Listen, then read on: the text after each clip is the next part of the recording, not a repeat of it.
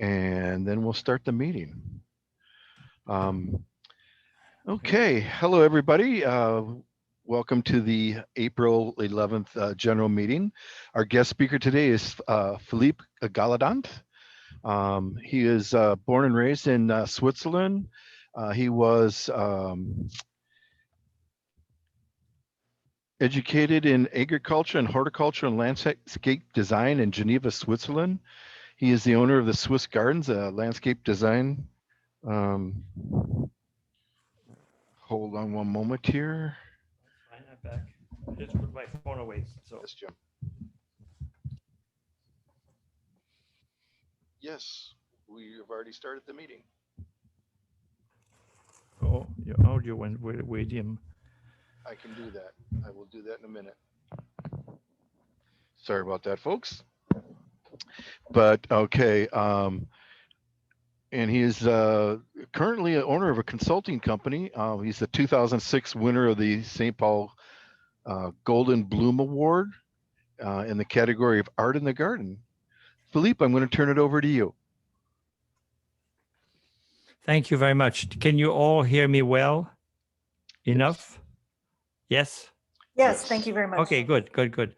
All right, so I'm going to set my timer to 40 minutes. So I try to keep kind of, I tend to be, sometime I get out of not off subject, but it's my biggest challenge in my talk is to stay on schedule, so stay on course.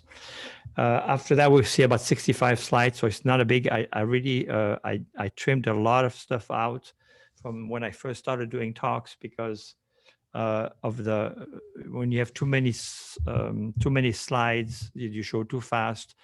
After a while, the noise of the people snoring is really impeding your talk. So, all right. So now we're gonna do why bother with the home propagation, and just because. I'm gonna show you what I'm talking about here. First of all, while I talk a little bit, I might just keep going through. I will show you where I am from. Just because to me, if I listen to someone, I kind of like to know their background. And so this is where I grew up since age 9. That's 30 years ago already. Here I'm pausing in my little text to wait for people to be done laughing. Thank you. And because I don't hear you, that's brief. It's interesting. So this was a villa. Do you see my cursor? You see yes, the arrow? we do. Yes. Good. So this was the villa of a doctor, and we live in this part. Here there was a private gardener, a farmer. The cows were there. This is now the where they process the grapes, but that was before that there was a barn. This was a big vegetable garden, and there was a rose garden here, and a pond, and etc. etc. So I was very privileged. That place was destroyed in 1963. It became that. The place still exactly. This is a current picture, but the place was a private property became a vineyard. So it's a long story, but no point to go into that. That's in Switzerland, and so this is part of the vineyard. The lake there, Lac de Bienne, and there is the Alps. And contrary to what a lot of people think, when we see the Alps, depending unless you live in the Alps, you don't see it's an event because you don't see it all the time because a lot of smog and fog. So between here and there, there's about here and there, there's about 400 kilometers, which is 300 something like miles. So it's really Switzerland is 5 times smaller than Minnesota. This is the place I own here. Just a little tour of what my garden looks like. And this in previous, no, I don't have that here. Yeah. So just the principle of design that I use here is to welcome and direct you up the stairs. In case you're confused, you want to go sideways. Now you have to go this way. and it's all red geranium, and the effect is more stunning than if I put different colors or different plants. So this is why it's always a repeat, and it's focused right on that beautiful Alumacraft 1945 door. And after that, I changed the door, but that's for a different talk. So you see that. All right. So now I think we're ready to talk about things. You'll see that later. Those are little, they're not, those are cardoons, actually. They look like artichokes, same thing, but you'll see them later. Things that I've done. That's the back. And we're ready to start talking now. Let's just get a little bit of a better. That's good enough.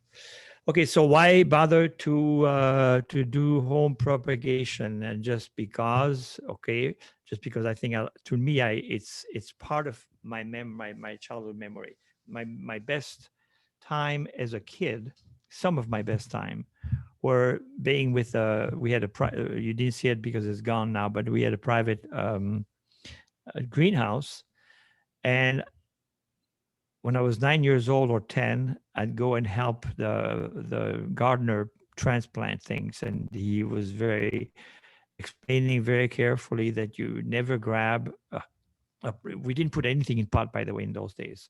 So you grab all the seedlings with by their leaf, never by their stem, so you don't crush them, and don't turn the roots and all that stuff. So it was just very quiet when he was doing it. It was kind of somewhat of a religious experience to me, because I could smell the warm smell of the dirt of the ground we used, and the quietness, and we didn't even talk loudly. It was very serious. It was very sweet, very nice.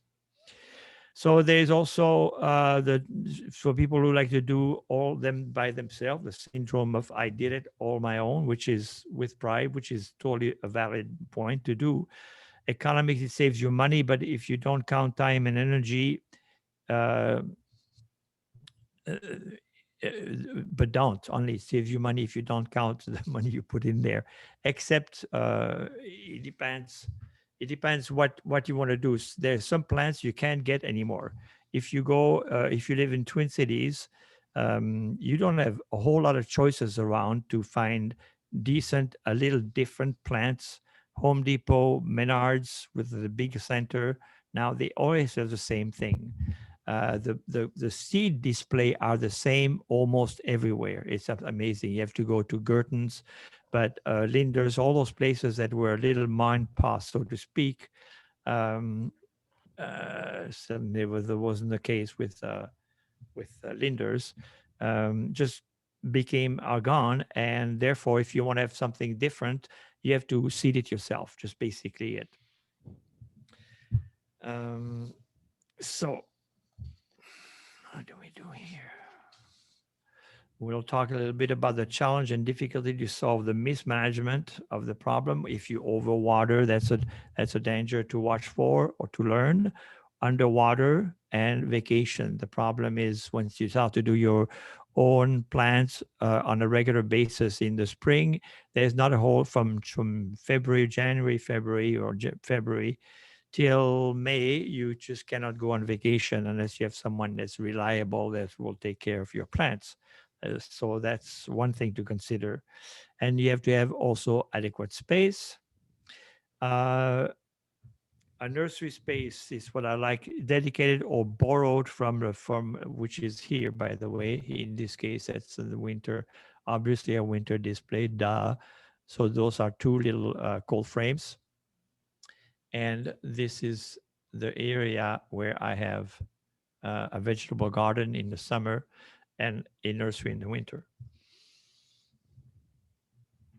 The nursery space, okay, so the storage also, you need storage to uh, to to to store all the things you need, and you need dirt, you need pots. Basically, that's what you need, but you need to have them someplace, and you also need adequate space in your basement for overwintering. If if that's the route you're going to do. But of course, I mean, as opposed to simply starting seeds in the spring. All right, so let's go into. When I'm looking at this, it's amazing. So this now is gone.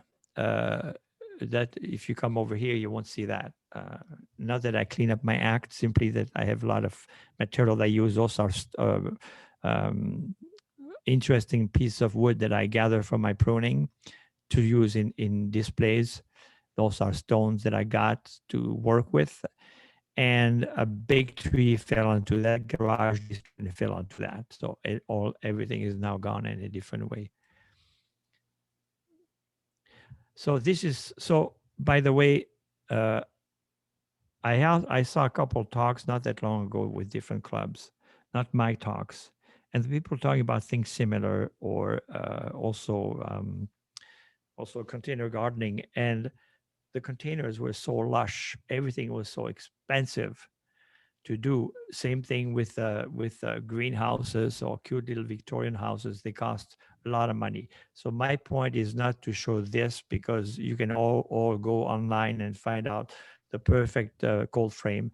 I'm showing the simple display I've did here, and that's available to anybody that's have minimum skills. So this is how I did the cold frames I have. Now, those cold frames are a little odd in shape, because at first I built the base based on a whole lot of window of storm window glass that I had found somewhere, whatever, I forgot where, but. And so this is why they're not even. Otherwise, I would have made exactly. So you don't see that, but those are a little wider than this, and this is shorter, etc., etc. So those could have been turned either way. They used to be a different display, used to be separate. Now I made them like this. And now those are gone also, by the way, but I replaced them, but I rebuilt them a little differently. That's a different talk.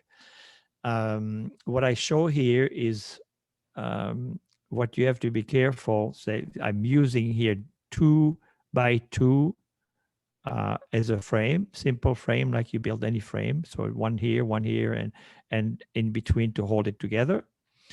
I use so it's either painted. Those I painted just for the look of it, but you could also use treated wood. One of the challenge you have to, it's like with storm windows, you have to leave managed little holes. Don't forget that, otherwise you get total moisture there. And the first 2 years I had also things start to collapse, because one of them, the holes got plugged and covered with dirt, and I didn't see that. And it didn't take long for the moisture to, because concentration all the time. So you need to have, even though you want the insulation from the double walling, you want holes to ventilate all that. I use 6 mil UV resistant, so greenhouse plastic. That is extremely important point. If you, it's not easy to get by. I don't know where you buy it. Yeah, I used to get mine from, actually from, this is from Depner Greenhouse that used to be in Matomidai. And so that greenhouse, any grower usually keeps them. I forget how long. I think he keeps them 3 years or 4 years at the most. They're guaranteed 7 years, but they can't take a risk.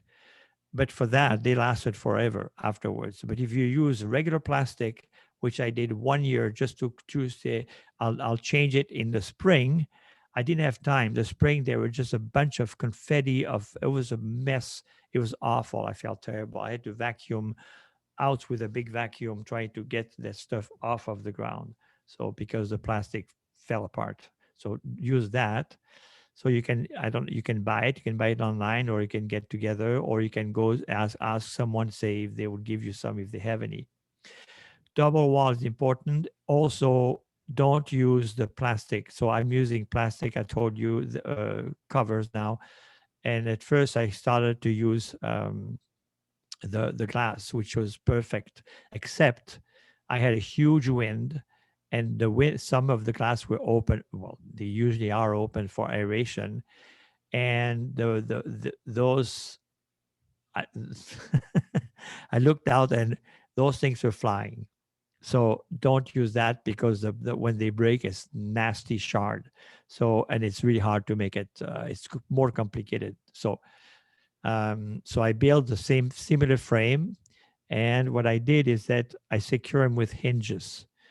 The problem is with glass. Usually, if glass, the old glass frame that we used to have in my place and at Depner and so forth, they're heavy. So you need two people to move them, and they don't go away with the wind, but they're heavy. So you don't need to hinge them.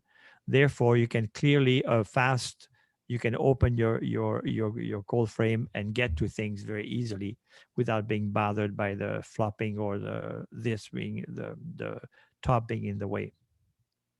So you secure them with hinges, and then I simply put a simple. I don't know if I can see it better here. Nope.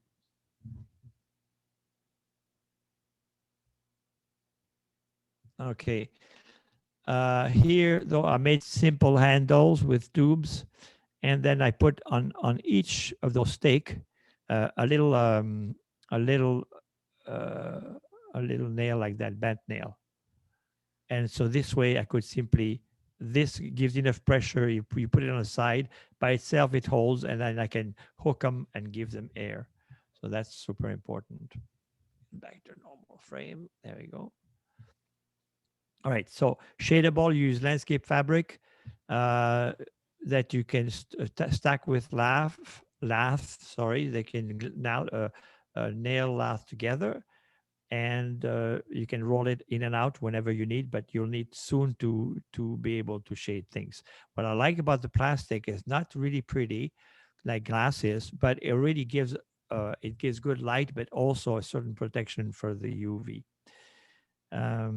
Aeration is important, and that's what you have to remember to be able uh, um, to aerate. The new one I replaced with, now I made them with polycarbonate. I made them with 2x4, so they're a little stronger. And I made aeration this way up. The panel tilt this way, and they open that way too up. So, but that's the whole different talk that I do on that. But at least, I guess I don't have them far down enough. There we are. So this is actual view inside. So it works simple well enough, and those are the plans that are ready to go out.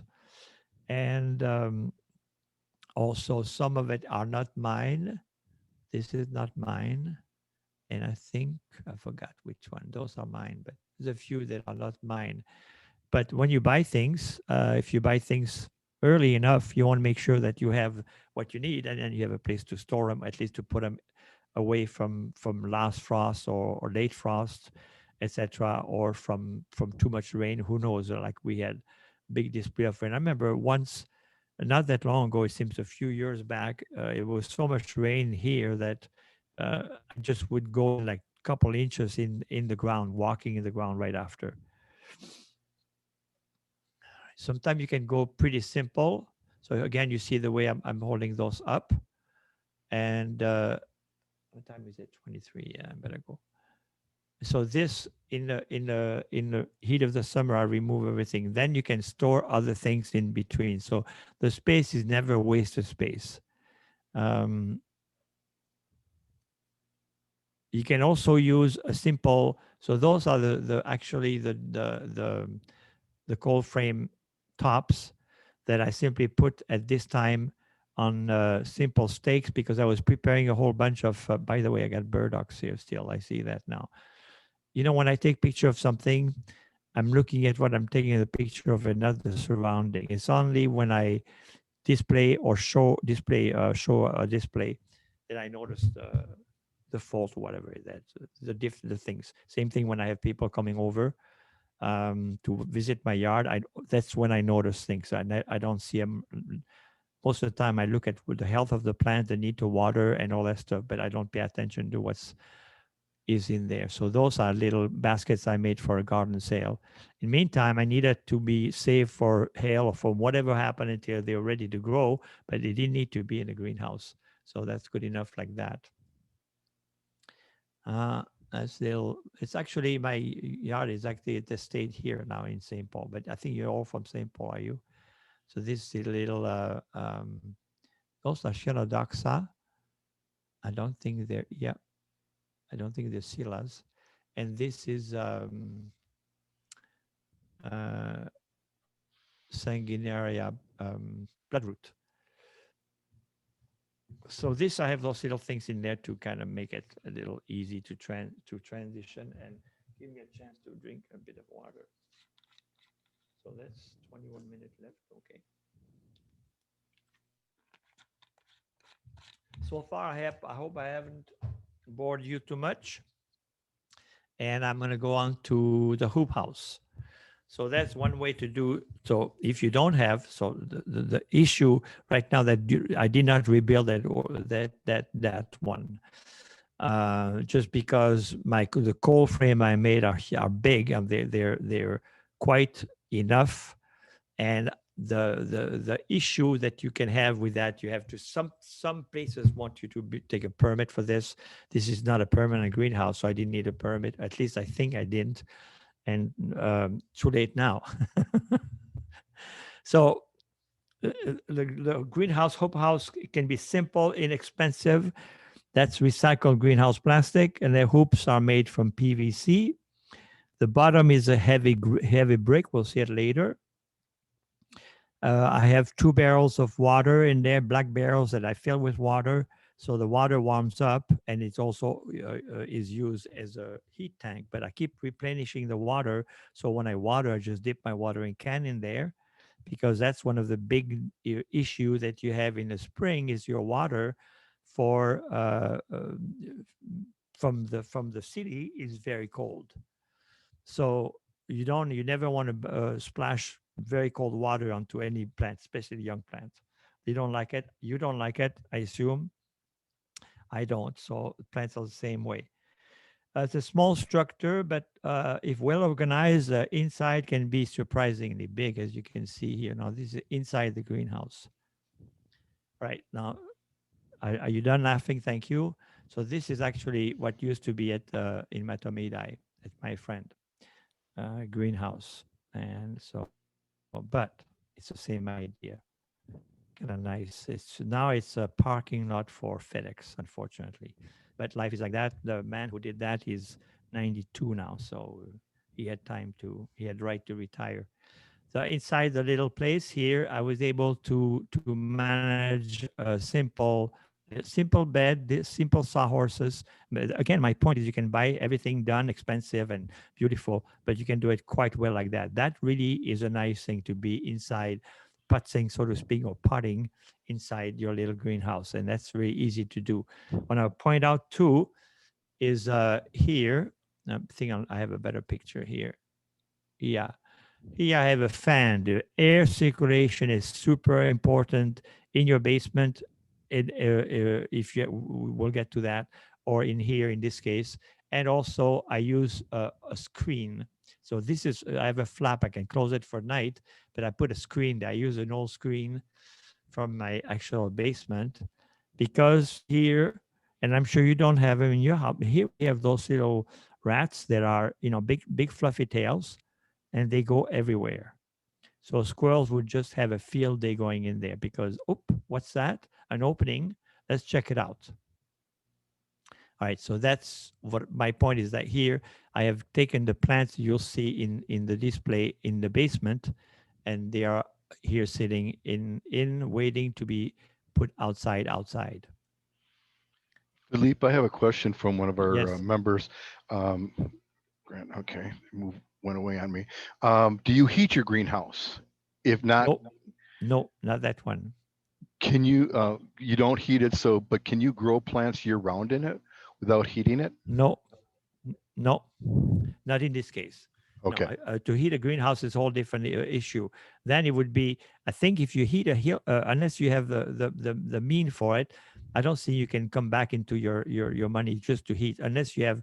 Uh, in We have 6 months, as you know, here almost not 6 months. Yeah, I think we have 6 months of winter, and even though with climate change is getting a little less you still have less long. You still have really deep cold, unpredictable. We don't know when. And to protect against that, you need really a lot of heat and everything. So no, those. But this will work well from, let's say, from from March on. Yes, but not between December and March. Okay. Follow up. What time of year then do you set your plants outside in the greenhouse? In March. March. Okay. March, April. It depends. Now it's going to be this year. Uh, I have everything ready here, and I just saw that they're going to dip to possibly 28 this coming week now. And I said, well, I can bring things out and cover everything. I have the mean to do it, but I can also let him sit a little bit better because now I have a better watering, better light system in my basement. We'll get to it in a minute. 15 minutes. Okay. This is the vegetable garden in the fall mode. So here I have a whole lot of plants. Those are coral bells, and I can't even tell what's in the back now anymore. But they're those are in 2-inch pots that I grew in the year, or some that I purchased. And for them to winter at that stage, when it's a 2-inch pot, I mean 2-inch by 3.5-inch tall, if they're that cell that little, then I take them out of the pot and I plant them in row tight like this. There's no pots there, simply because the heat or the heaving of the frost is going to bring them up. Um, Let me just see here. I just want to see on my, yeah. So the bigger pot. So and the advantage of doing this is I'm talking about growing your own perennial now. So if you do this, and I do that not for my client usually sometime, but mostly it's for me because I have a big yard, and then I exchange them with people, but I don't grow them for commercially, so to speak. But if you it makes sense to do that if you want to redo part of your landscaping and so forth, and it's really pricey if you start to buy the plants in big pots. So if you do it like that from seed or from cutting, uh, one of the challenges you have is eventually you're going to have root bound pots. You're going to have also other little weeds that are going to come in, and the roots will be mixed with that. It's going to be hard to remove the weeds from the pots. So when you remove the pots and plant them, you do that if possible 3 weeks before the last frost, before it gets really cold, so that they have time to set some roots out and water it very well.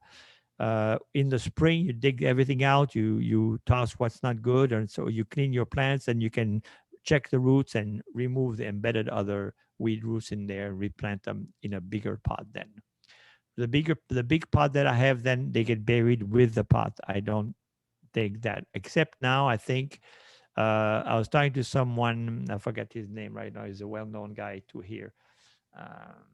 Anyway, in Roseville, and he said never buries anything. He just let it. He said, "Yeah, what's not good, I just throw it. It's not worth the work." To him. After that, on that, I put on my little nursery for the winter. I put straw. Then I use something to hold the straw up. I don't use leaves. Leaves tend to rot.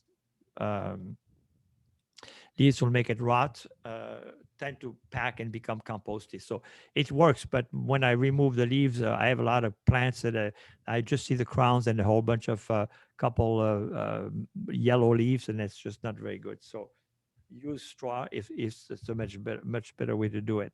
Uh, One of the issue that I have now here, and that thing is because of my daughter, who was actually studying landscape architecture, also in at the U right now. She had a good point. She said, "I don't know if you noticed in St. Paul, we have a lot more wildlife where we had a few years ago," and she thinks it's because of COVID. That's not a joke. It's because there's no more school buses and all that activity, way less traffic, and so right now I had what I protected my yard well enough from the rabbit, but not from the deer. So I have deer coming in. I have deer. I have raccoon. I have chipmunk, of course, but the deer damage is tremendous. and it just drives me nuts. So you have all that. So what I did not need to protect this year, because they're strong plants, but I buried them anyway. Buried the pots. They ate everything down, so I didn't see them, and that happened. You do it at night, so unless you go every day to check, and there's not much you can do for deer, I guess, unless you have big high fences. All right, so where we go, this I think we have said enough on that, and I will answer a question afterwards too. Let's talk about cutting. So before, maybe I should. No, I guess it's fine. So in the winter, I'll show you how I do it. But I bring plants in. Uh, I bring some pots in, not everything. Um, but I also immediately make cutting. Take cutting the first thing I do, and ideally you should make your cutting before the last day when you just come home and they say, "Well, folks, tonight it's gonna freeze." What? So you gather all your friends and chop, chop, chop, chop, chop everything before it. Flower boxes is where I get my cuttings from usually, and put them. If you don't have time to deal with them, put them into a Ziploc bag, but you don't want to let them wilt. So gathering to me all my Coleus collection come from that. So here's let's see what's the next one shows here. Yeah. So what I do, how I do, so my trick to you for that I use my tip would be, you cut you cut, if you can, longer, as long as you can, tips from the core of the plant. So if you have flower, you absolutely have to remove them. Usually the rooting does not happen well when there's flower, so you have to remove flowers, and you cut them from your display, long, like this. And the idea is that you don't want to dry out, you don't want to get close to where you're going to cut it for the final cut. So you have them a little longer than you want them eventually. Then immediately you remove most of the bottom leaves because you won't need them, but you still leave them long. You have hormone ready. There's a hormone here, hormone here. You have a scalpel here. You don't have to have a scalpel, but you have to have a sharp knife. And when you're ready to go, so this one is ready to go in. So you cut them down. This one, I would take this one out, this one out. I would cut it right here, just below, but not quite touching a nod. Uh, I'm sure probably all of you know that, but it's just a repeat of basic knowledge. Nothing is going to happen here. It's only growing from the new roots will come from a nod area. Also, you notice I cut part of the branches out, or the leaves, sorry, because you want to minimize evaporation. That's the point of it. So dig nice and put a lot of hormone on there, tap it and plant them, get it ready to go. And you can see some of them, exactly. So some of them I cut, I don't have another leaf here, but this leaf is too big. So I cut it simply. All of it will disappear later. This is what happens. Some of them, if you don't have time to go right away, they start developing into the big bag. They develop little roots, and you can just plant them. That's fine, but I wouldn't rely on that. One way also to reproduce your plants, which is easy, those are Alexandria Four Seasons strawberries that I seeded, got from seed. And but then once you plant them in your yard, you notice a lot of look at those guys here on the right down bottom screen. All the little the self-seeding plants. So I collect those and replant them, and I got bonus plants. Yep, we're getting to the point. I think I'm doing well on the time because we'll have time to speak a little longer. Pardon my gurgling my water. So when I gather the plant in the fall, I take a wheelbarrow, I put some old dirt in there, not old dirt, but old topsoil. We'll come back to that a little later. And as I gather them from the boxes, when I take the boxes down, I immediately put them in water. You don't want anything to be sitting roots in the air. Air kills root real fast. So the here we go.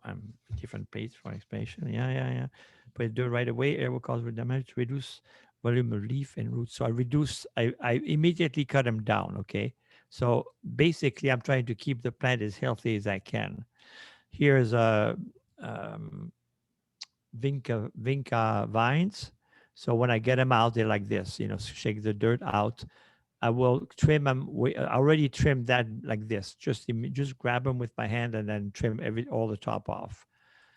And when I end up planting is this, the one on the right, or so the left. They're ready, and there's almost nothing left when I do it this way. I just leave a minimum like that. Those are all ready to be planted for the winter inside. And so either I can put them in pots, or what I do now, I put them in a large pot, like a 12-inch or uh, like a nursery pot, and I put them all tight in there and repot them in February again, so that the plant are replantable. But this way, I don't have that much space wasted in the winter. Then after that, once they're paired and ready, not paired, ready, clean, potted, they wait in the cold frame till it's really too cold to move them. When you keep plants in the cold frame early and late in the season, the big challenge is you can always keep them warm. You can one thing I did one year, I strung a bunch of lights in there, 100 light bulbs. You probably can't even find them anymore. And that's just enough to keep the plant from freezing. You want to make sure they don't touch the plastic if it frosts. But if you have a double plastic, there's less danger of being a damage from that. But also the challenge then is going to be aeration. So there's a point where you cannot open anymore because it's too cold.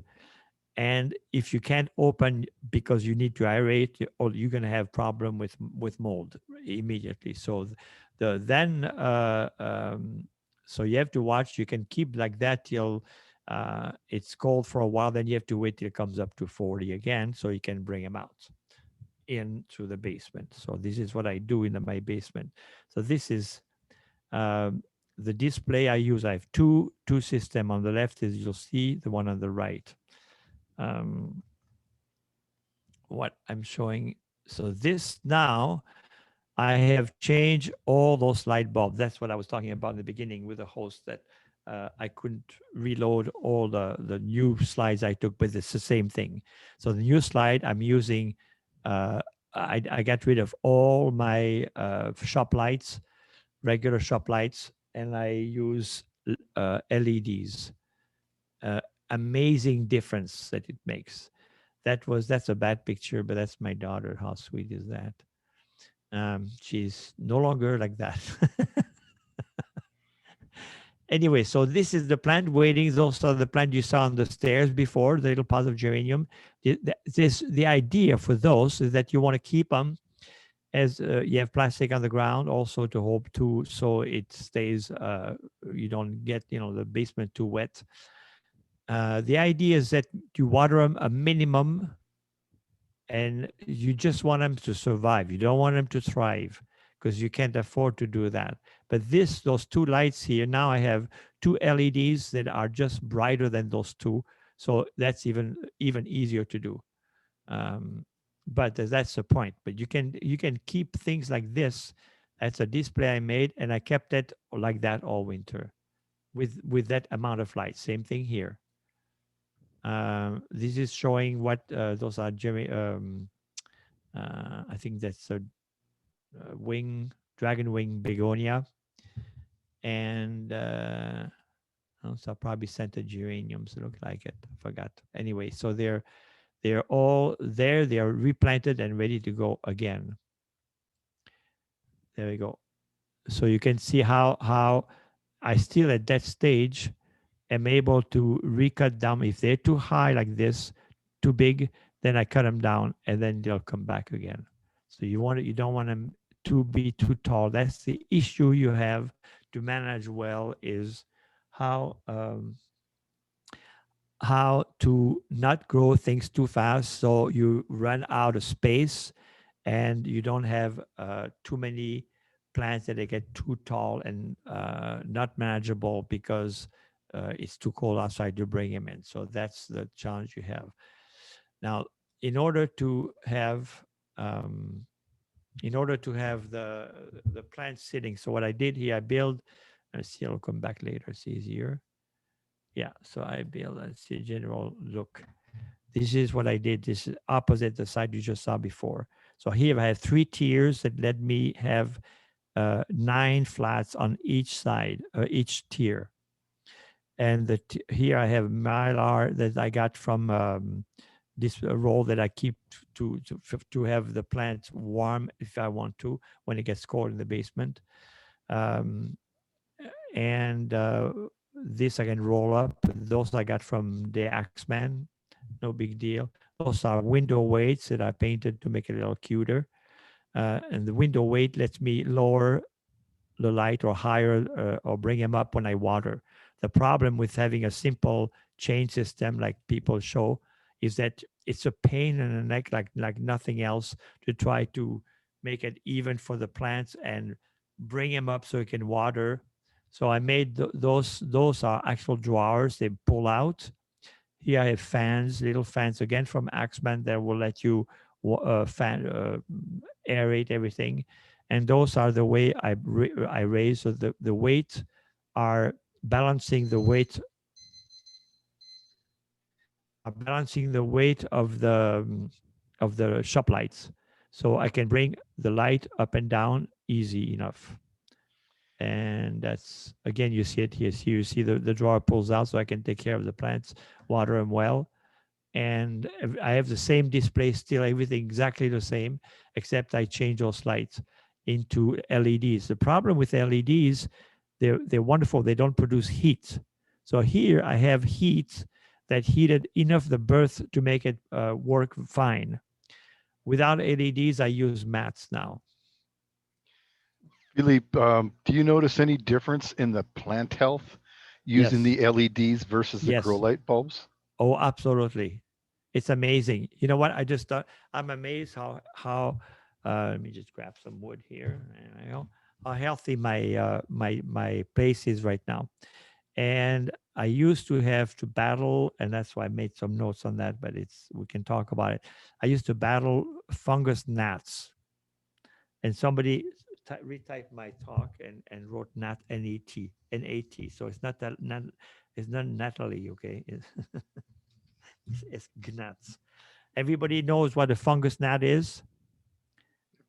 I guess I Yep. don't hear your answer. So Yeah. yeah, fungus Most gnat is like everybody's yeah, nodding their it's heads. like a Yes. fruit fly, and it's a fruit fly basically, a small, and they lay. The damage is done by the maggots, and most plants you have fungus gnat, and they're strong enough to survive it. It's the seedling that are at danger. So with the LEDs, I have extremely good result. I'll show you the LEDs I'm using, and I'm having heat mats, and I haven't seen a single gnat this year. Um, Absolutely amazing. So the so what I have here is I have a drain system. So I have water. I mean, I have underneath a plastic that holds the water in case I try not to push too much water in there. And here's simple grid for lights. You can buy at Menard anywhere. So that gives me a place for the plant to be sitting. So you don't want, of course, they never sit in water. The flats, I mean.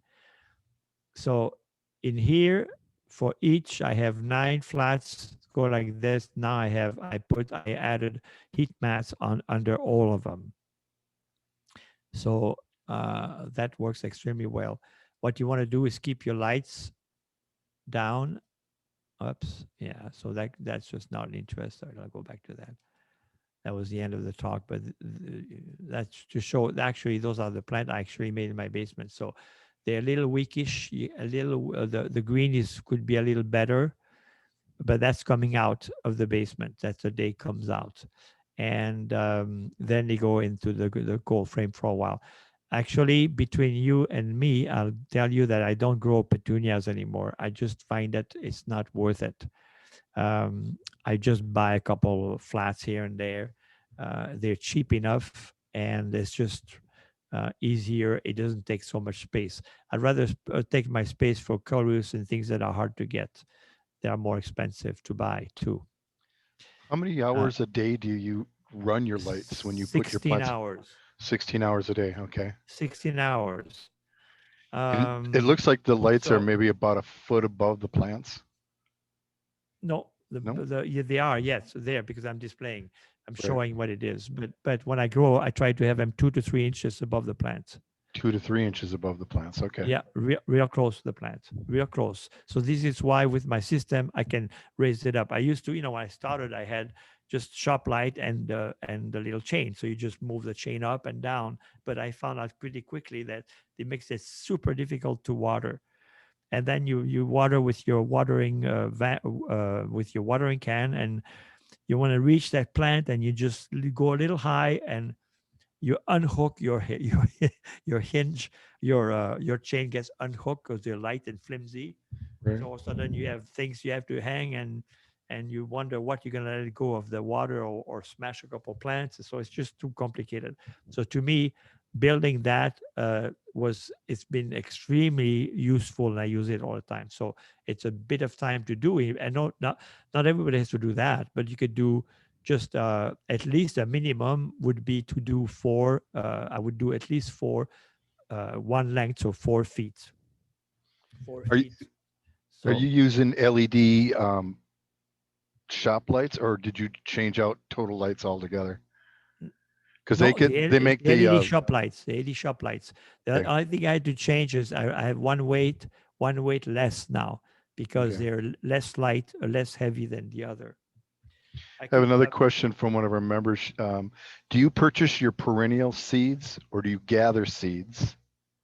no, both actually, You do both. I both. gather, yeah, I do both, yeah, but And do any mostly, yeah. and do any of them need cold vernalization? Well, some do, yes. I don't know. It Okay. depends on which one usually. But if you gather the plant that you see, I had good. I even what I do my spring fern now, they flower very well, and a lot of they flower. It's inconspicuous, but they have those little green red berries, and I see those. So I make them from the same plant.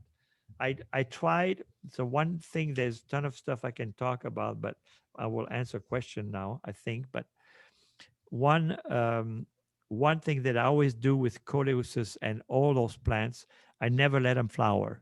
So the idea, they don't flower. I'm sorry, in the birthing part, in the basement. The flower I have, I use them, I cut them off. They're kind of cute, and I use them, but I don't let on the plant. Once I make a plant, so the plant flower, and they're in big pots. When I recut my cutting from that, then I remove all the flowers. And the coleus, they tend to flower all the time, so I nick them all the time. Coleus, once you remove, if you let them flower, they will start dying. It's very true of basil also, because they're like that's what they do, and they go, oh my god, I think I'm have to make kids. And once they make kids, they realize they have to let go, kind of like we have to do someday.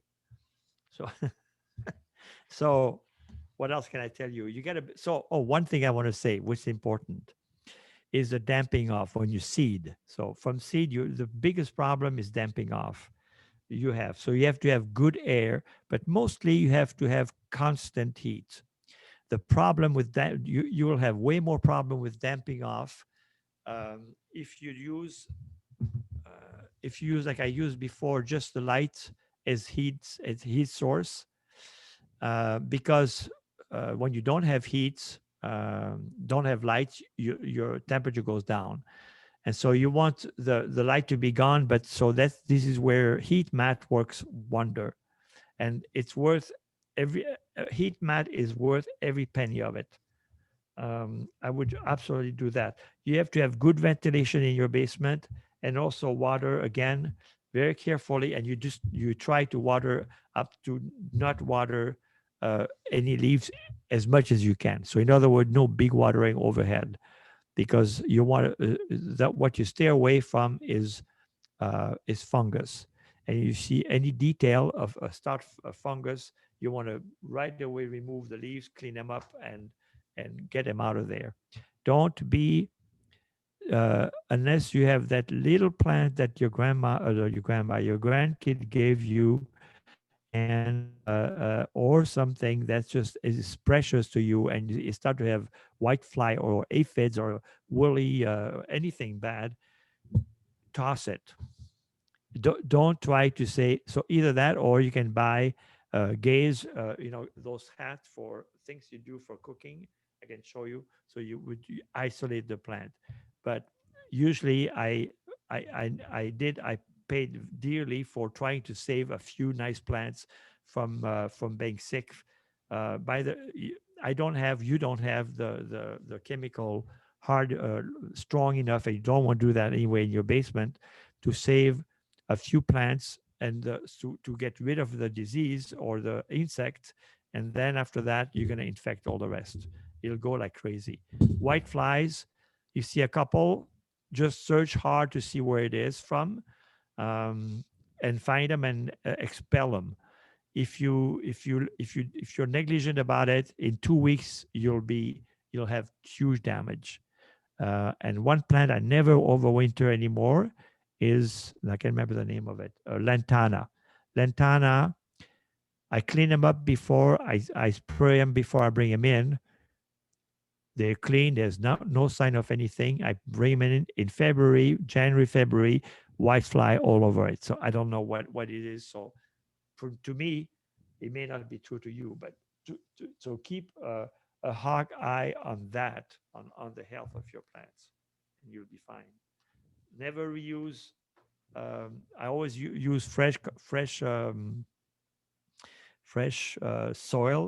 soilless mix usually for seedlings. And once I repot things, the seedless, once I repot them, then I can use recycled one. In other words, things that that you kept from the years after you remove the plant, you clean them up, you have some of that soil mix left. I keep it. I don't even. I sometime I baked it, but I don't do that anymore. Yeah, I simply use it for plant that can survive uh, having a couple, just like uh, disease or so, and they'll be fine, just like we are. It can be, we can leave.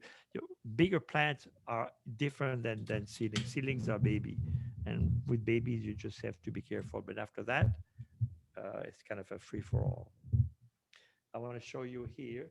Now, if we're done, do anybody needs to see anything again? Because I would unsplit so I can see you better. Yes, no? Can we get off of Sure. the screen? Let's Yep. say new share. So how do I do that now? And we'll Stop do this sharing. right here. You do it There you there. go. Now I should be out of here. There you go. All right. So this is what I'll show you what I got. So those are the so I again I have I believe my experience. If you to raise seeds, you do not need a special spectrum of light. I think that's totally exaggerated. So to buy grow light to grow things, it doesn't make sense. It's good, but you don't need it. You do, for bringing plants up, you don't need special plants. So this is what I use. So let me see here. There you go. So this is what each shop light is. It's a simple, and I use only one instead of the 2 times 40. I use this one only, the 3200 lumens. 4 feet Okay. shop light LEDs, and they're 22 or $23 at Northern Lights. You have to buy them when they have. If you're smart, you buy them when they are on sale. And so the 3200 lumens, they use 40 watts, but I only use one instead of two of the other. and I can cut I'd say about count two-third of the no, sorry. Um, if I use three, I still use three on the seeding part, because the seeding part, the problem with when you lower your lights to the seedlers, you want all the seedlers to have the little place, little seed heads, to have the same amount of light. So you need more. So I use still three, but instead of three shops, I have three of those, and they only have one tube. That's really nice. And then what I do and what I recommend you do is this. So this is the one I buy online. Uh, the seed mat. Okay, so this is a 4-foot 4 tray, so 48 by 20, and I forgot how much I paid, maybe 40 some dollars. I think I bought $460 or something like that. So it's not cheap. They don't consume a whole lot of energy, and they make a huge difference. You have to simply make sure that you don't get too much of a heat. It says here, let's see, what's the usage? I forgot.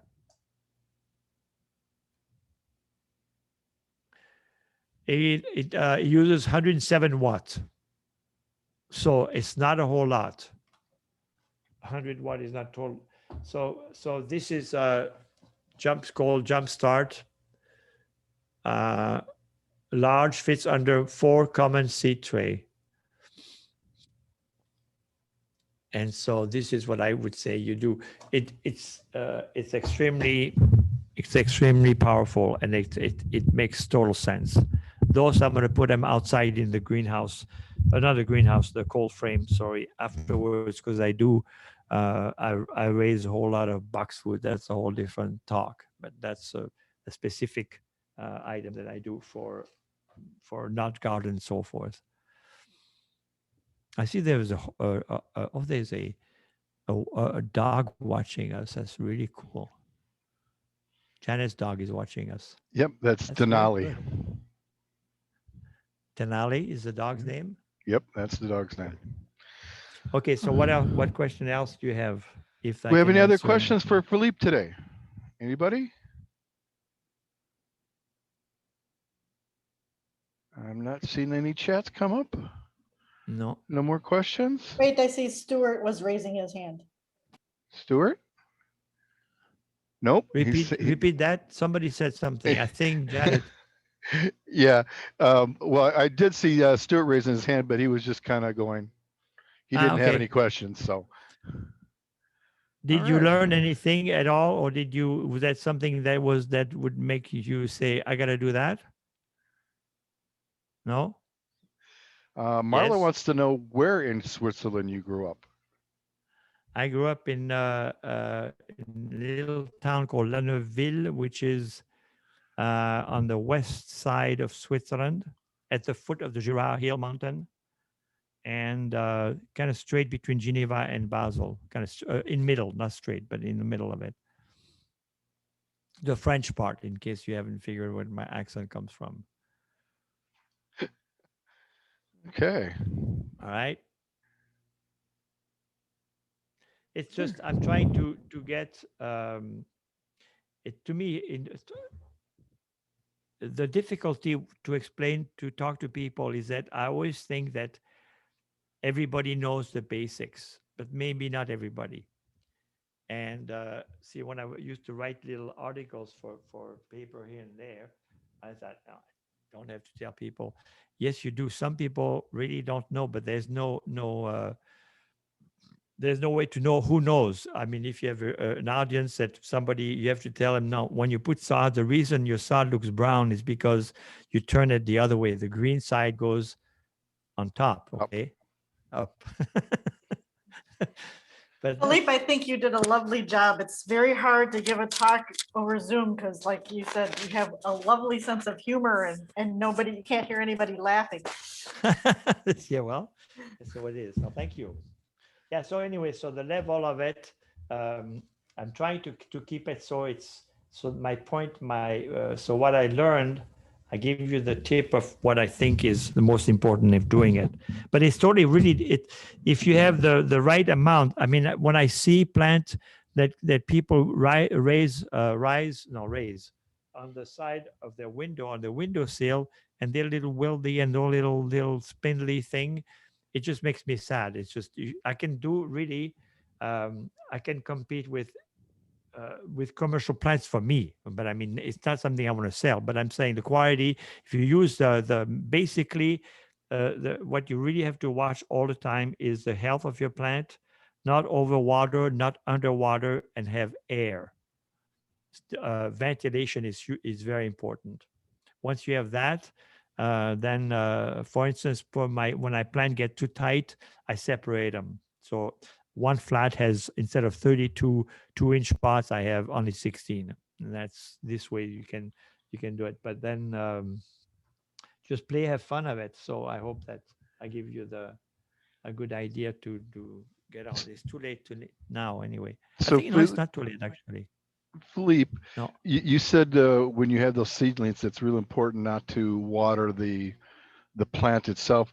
Have you ever worked with immersion where you dip them in a plate of water for a couple of hours and then set Well, them that's what back out? actually that's how I do at first. Afterwards, Okay. yes, I do have a big and what I did, I just found this idea which was much simpler. See, by watering always right into the where the plants sit, I get too much water. If you well, you know that if you let a plant go too dry, then when you water, the water goes out the side of the pot. So and Right. you gotta what I did, though, I have a simple little plastic basin, little, just that fits.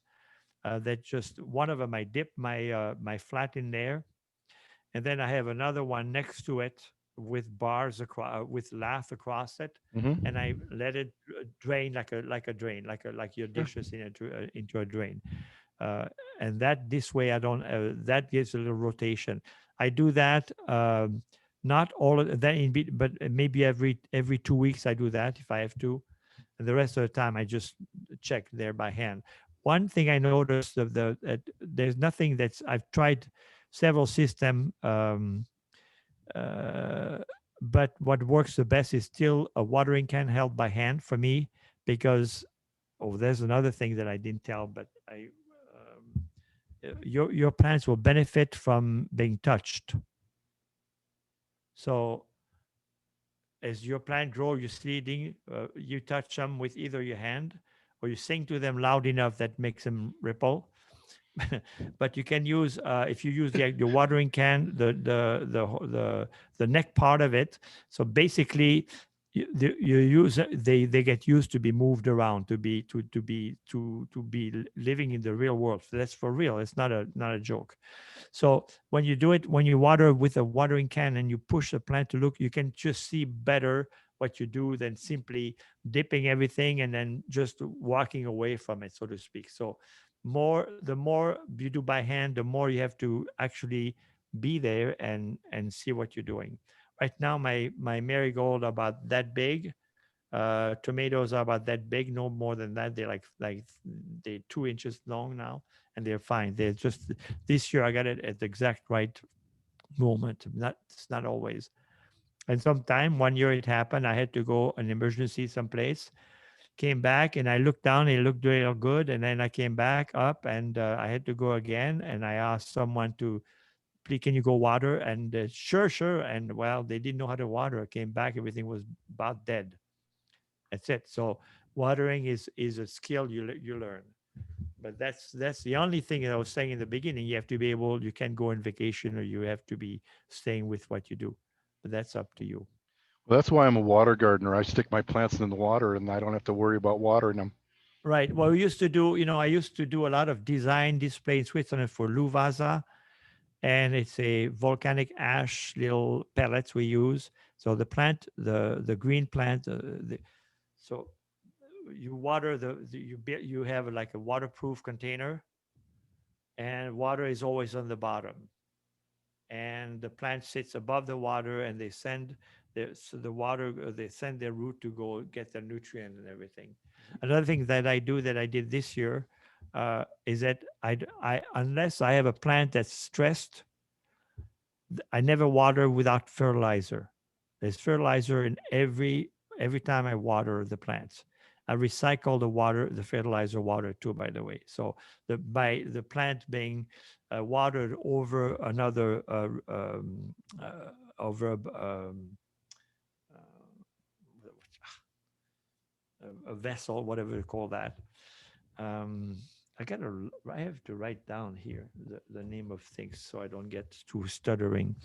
The water that the water, so I put tiny bit of water every time. It's not scientifically done. It's just a few drops of either Miracle Grow or Frank or whatever, whoever. It's a liquid 10-10-10 basically with the basic nutrients. And I got the idea. So I used to do it every I replace, I said every 8 days, I used to do it with half strength, regular what they recommend, but I do minimal amounts every time. And the plant are super happy. They don't say it, they look like it, but they're a little shy. They don't talk I talk to them more than they talk back to me, but I have to guess. I got the idea from visiting 2 years ago a place that grows plant for Walmart in